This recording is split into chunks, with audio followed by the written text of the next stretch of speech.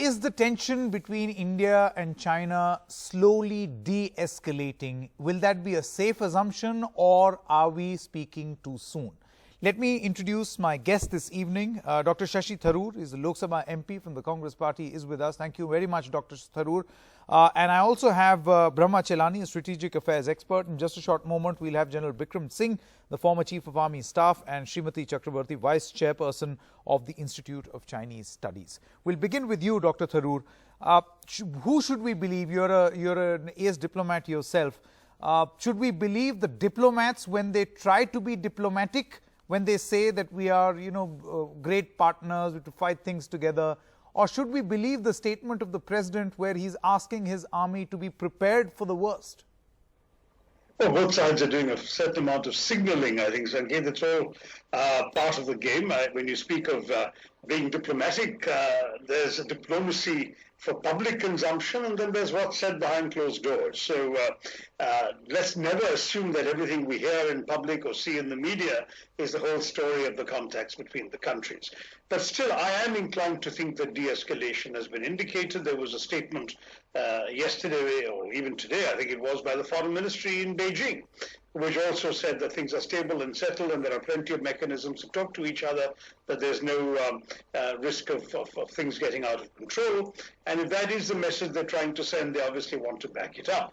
Nonetheless, it's disturbing that such incidents should occur at all. And it's troubling for us in India that every once in a while something seems to happen along the line of control that actually ends up pushing us off balance, and that seems to be an indication of a different attitude from China. Then it does get de-escalated. We saw that a couple of years ago in Doklam. We saw it when President Xi visited Prime Minister Modi way back in 2014, and we had the dollar-big oldie standoff when the Chinese came and pitched tents in territory that we have always claimed as ours, etc., etc. So there have been a number of such incidents. And yet when India says, look, why don't we just settle the border by coming to talks and drawing up a final map, the Chinese say, well, that will have to wait for a future generation. So there is this mismatch between our approach and the Chinese. And there's certainly not the same understanding of where the border lies or should lie between the two countries. And this is why this sort of thing keeps happening. There is, however, a larger question, Sanket, that lies behind this conversation about this particular incident. And that larger question is about our geopolitical posture vis-a-vis China in the years ahead. It's always seemed to me that we have really three options. One is indeed to see China as a potential partner, to encourage them to invest heavily in India with all their surplus dollars, give them so much of a stake in our economy that they might be discouraged from military adventurism, and in the process also, of course, swallow a little bit of our pride because we would very much be the junior partner in this relationship. That would be one option.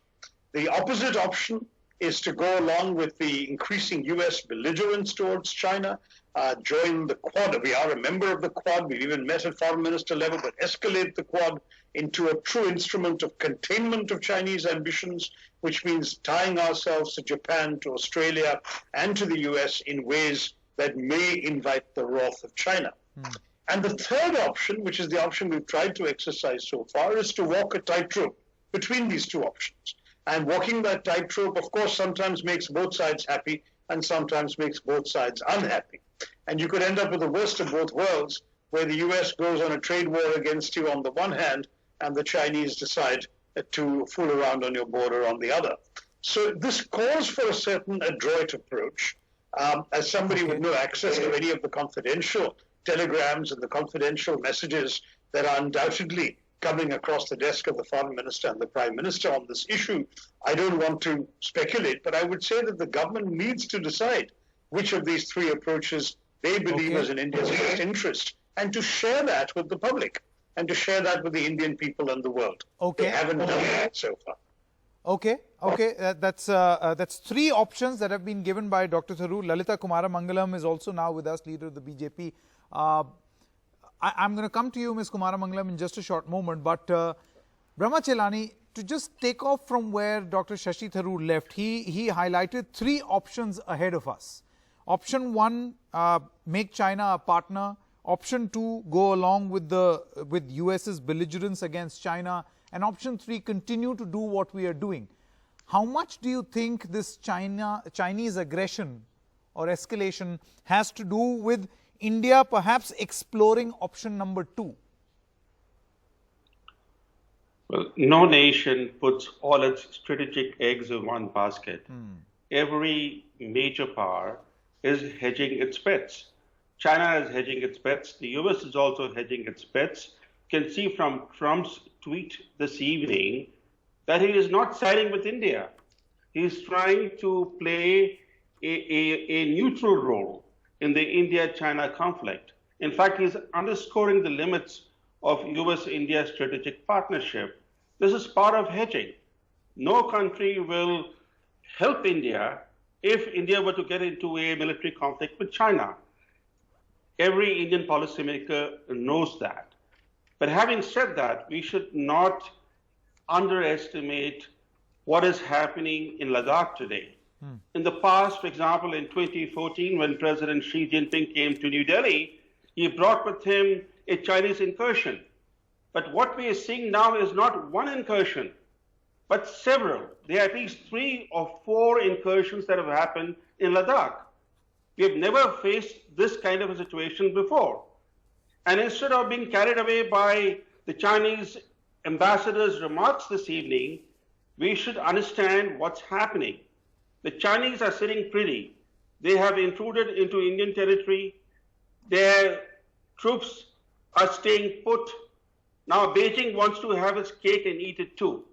It wants to change the status quo while preserving its trade and economic relationship with India. After all, China enjoys a trade surplus with India that exceeds more than $60 billion a year. So it wants to continue to rake in profits as well as continue to militarily hound India. That has been the Chinese approach from the very beginning.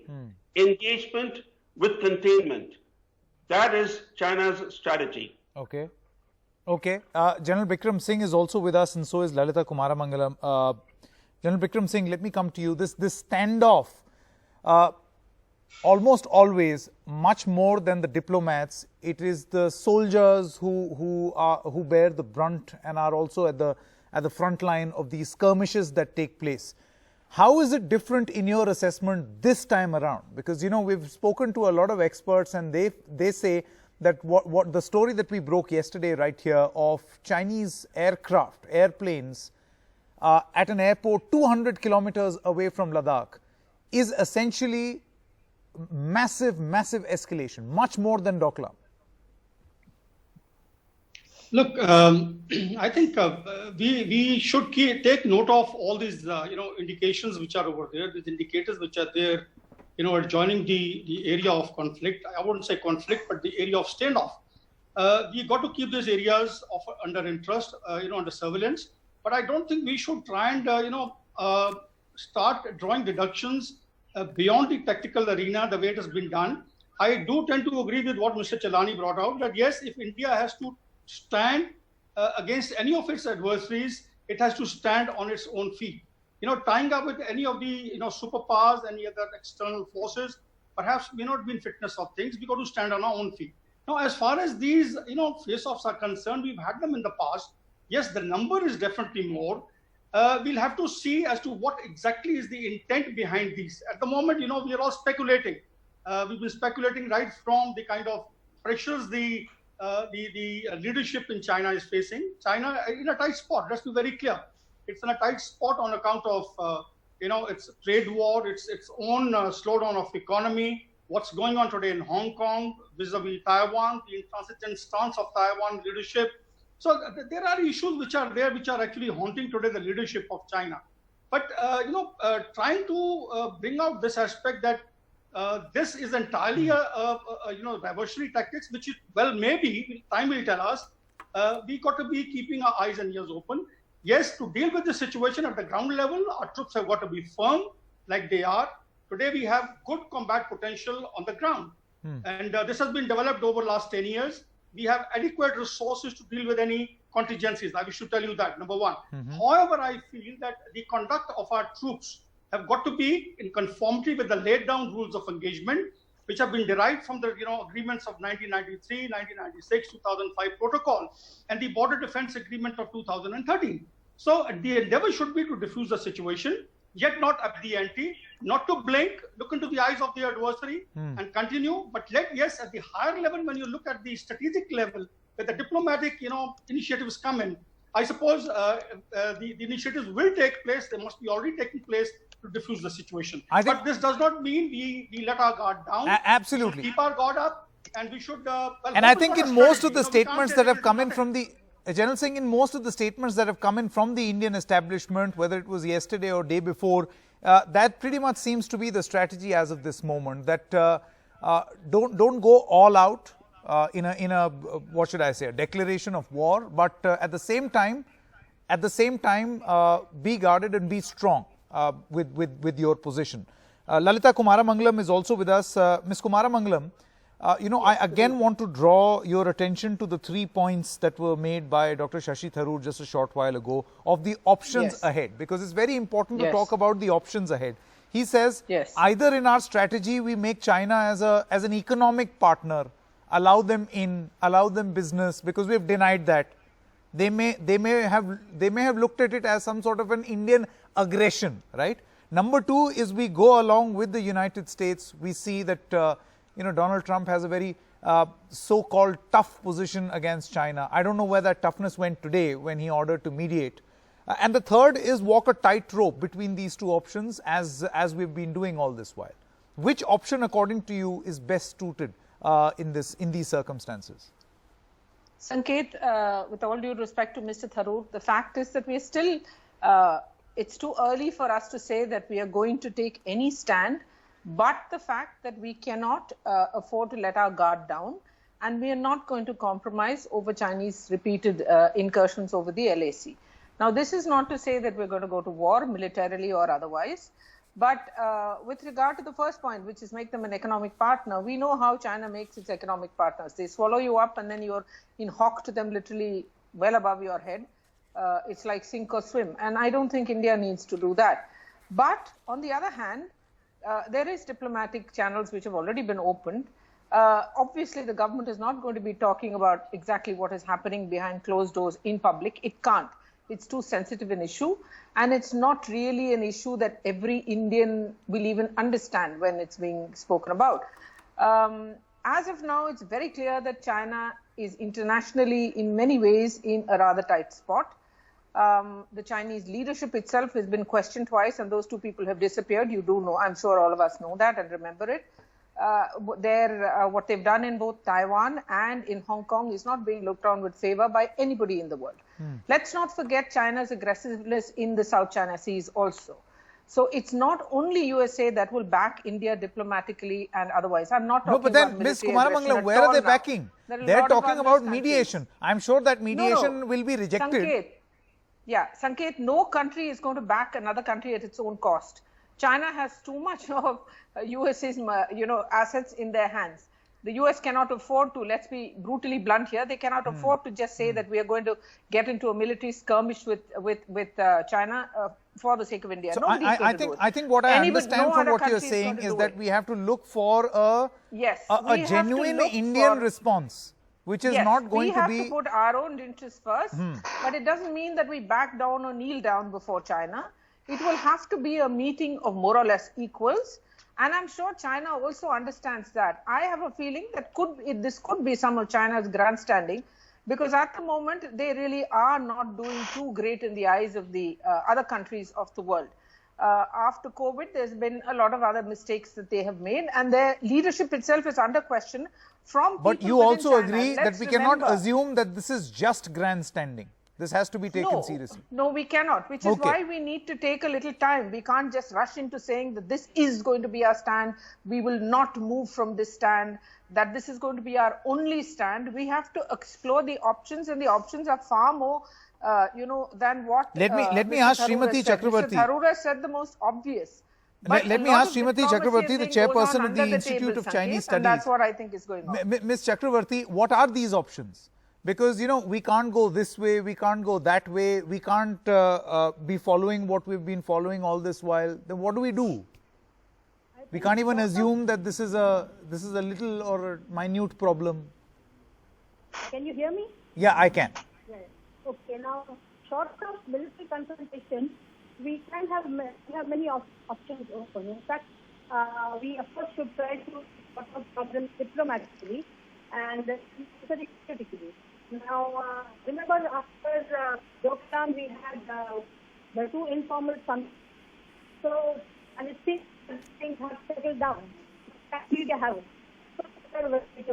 And I think the most important Ms. Srimati Chakrabarti, we're going to fix this audio line and come back to you. There seems to be a problem. But Dr. Shashi Tharoor, many people would ask, whatever happened to the spirit of Mamallapuram, the spirit of Ahmedabad, the spirit of Wuhan?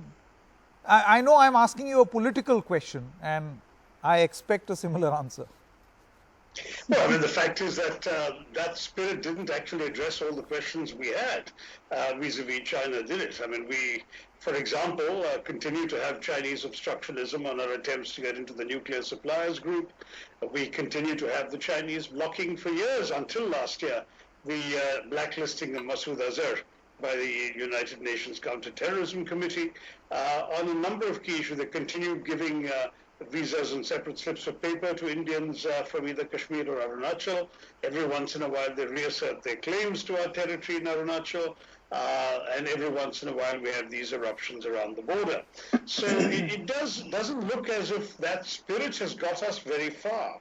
And I think it's telling that the government very recently announced that any Chinese investments in India would now need clearance from Delhi, because that itself is a U-turn from an earlier U-turn. When the Modi government came to power in 2014, they actually reversed the UPA government's limits on Chinese investment in sensitive sectors like telecoms and ports. They lifted that restriction and said the Chinese could come into any sector that they wanted to invest in. Today, they've gone back and said that now they can't come into any sector at all without clearance from Delhi. So clearly, there is a bit of a signal from the government that we ought to read, I think, as indicating a tightening or a toughening of the attitude to China. As far as the border is concerned, a combination of doing our thing resolutely with our military patrolling, improving our border infrastructure, something that the External Affairs Committee of Parliament recommended very strongly when I was leading it, and we took a team of MPs out to these areas, including at Arunachal Pradesh near Tawang, and saw for ourselves some of the problems and limitations we have on our side of the border. All of that stuff we should continue to do, and at the same time we should talk. We talk at both military level and diplomatic level, and clearly what little talking has happened has been enough to get the Chinese to issue the very conciliatory statements with which we began our discussion. No, they've done, yes. Okay, Lalita Kumaramangalam, would you like to respond to this comment by Dr. Tharoor, where he says that we have to do some introspection about our policies. He calls the policy of the NDA a U-turn on a U-turn. Mr. Tharoor does have his way with words, doesn't he? No, the thing is that at this point in time, I don't think the economics of it is what is important. We need to first come to an amicable solution. Let me make that very clear. I don't think anybody in India wants to go to war with China. But given the aggression that China is increasingly showing towards India, whatever the reasons for it behind it may be, it does not behove India well to stand down. Now, of course, Xi Jinping wants to do his own thing and be the boss and all of that. We know how China behaves with everybody whom they think they can just walk over. I don't think India should give in. We have made a serious mistake many years ago because we trusted them. But they are our neighbors. We can't really change them, so we have to learn to live with them. We have a fair deal of export, much more export, 60 billion a year, as Mr. Chelani said. And that's I'm sorry for that. That's not about to change immediately. But India has to also be careful. We have to look after our own interests. I hope that it doesn't come to even a short-term skirmish. But, we have to be resolute, and we also in many ways have to persevere in our relationship with China. We can't just break off ties with them, regardless of what the US says or anybody else says. This is our relationship, and finally, we have to make the decisions. Regarding the economics of it, I'm sure China will also come to the table. Okay. And they seem to already be coming. So let's see what happens. General Bikram it's too Singh early and Brahma to, Chilani. make commitments. Okay, General Bikram Singh and Brahma Chilani, quickly for your last word. Mr. Chilani, will begin with you.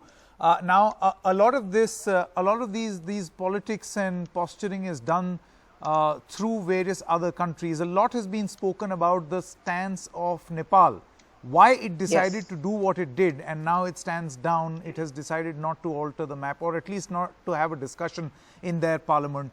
How much of Chinese influence do you see back then in Nepal's decision? And also, how much of Chinese de-escalation do you see now that Nepal has said, we'll put it on hold? India is facing a very difficult external security environment. First, we have the Sino-Pakistan strategic nexus that is strengthening and that is beginning to increasingly impose costs on India.